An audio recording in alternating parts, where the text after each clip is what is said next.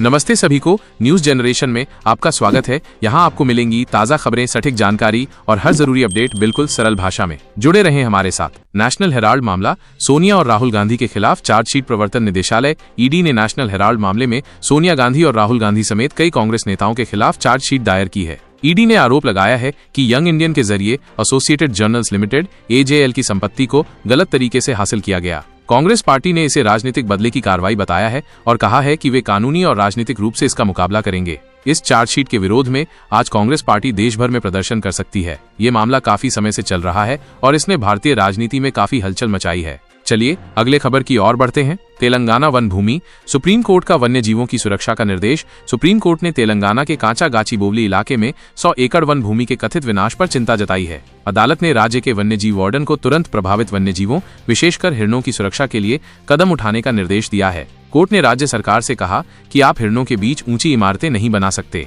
यह मामला उस क्षेत्र में रियल एस्टेट विकास और वन्यजीव संरक्षण के बीच टकराव को उजागर करता है। सुप्रीम कोर्ट ने राज्य सरकार को वन्यजीवों के आवास की सुरक्षा सुनिश्चित करने की सख्त हिदायत दी है। चलिए अगले खबर की ओर बढ़ते हैं। सैटेलाइट आधारित नई टोल पॉलिसी जल्द होगी लॉन्च। नितिन गडकरी। केंद्रीय सड़क परिवहन और राजमार्ग मंत्री नितिन गडकरी ने घोषणा की है कि अगले 15 दिनों में सैटेलाइट आधारित नई टोल टैक्स प्रणाली शुरू की जा सकती है। इस नई प्रणाली में वाहनों से टोल टैक्स उनकी लोकेशन के आधार पर वसूला जाएगा, न कि टोल प्लाजा पर रुककर। इसके लिए गाड़ियों में जीपीएस सिस्टम लगा होना जरूरी होगा। गडकरी का कहना है कि इस प्रणाली से टोल प्लाजा पर लगने वाले जाम से मुक्ति मिलेगी और यात्रा का समय बचेगा। ये भारत में टोल कलेक्शन के तरीके में एक बड़ा बदलाव होगा।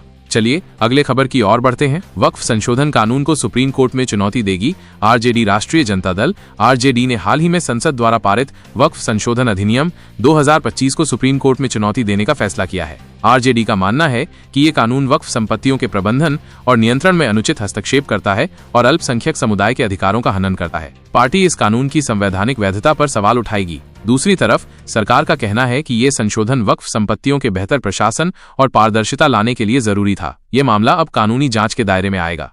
चलिए अगले खबर की ओर बढ़ते हैं। सपा नेता इंद्रजीत सरोज के बयान पर विवाद, अखिलेश ने दी नसीहत। समाजवादी पार्टी के राष्ट्रीय महासचिव इंद्रजीत सरोज ने मंदिरों और हिंदू देवी देवताओं को लेकर एक विवादास्पद बयान दिया है, जिससे राजनीतिक हंगामा खड़ा हो गया है। उन्होंने कथित तौर पर कहा कि पिछड़े और दलित समाज के लोगों को डॉक्टर अंबेडकर को ही अपना भगवान मानना चाहिए। उनके बयान की कड़ी आलोचना हो रही है। विवाद बढ़ने के बाद सपा अध्यक्ष अखिलेश यादव ने पार्टी नेताओं को इतिहास से जुड़े मुद्दों पर संभलकर बोलने की नसीहत दी है। हालांकि इंद्रजीत सरोज अपने बयान पर कायम है और कह रहे हैं कि उन्होंने कुछ गलत नहीं कहा।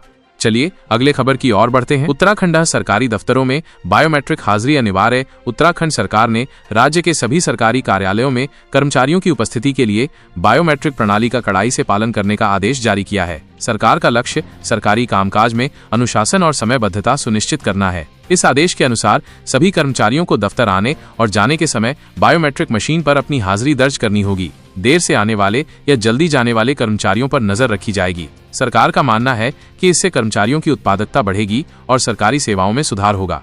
चलिए अगले खबर की ओर बढ़ते हैं। उत्तर भारत में भीषण गर्मी और लू का प्रकोप जारी। दिल्ली समेत पूरे उत्तर भारत में भीषण गर्मी और लू का कहर जारी है। मौसम विभाग ने कई राज्यों जैसे राजस्थान, गुजरात, हरियाणा और दिल्ली के लिए हीट वेव का अलर्ट जारी किया है। तापमान सामान्य से काफी ऊपर चल रहा है, जिससे लोगों को भारी परेशानी का सामना करना पड़ रहा है। डॉक्टरों ने लोगों को दोपहर के समय घर से बाहर न निकलने, पानी और अन्य तरल पदार्थों का अधिक सेवन करने की सलाह दी है। दूसरी ओर ओडिशा और पूर्वोत्तर के कुछ हिस्सों में भारी बारिश की संभावना जताई गई है।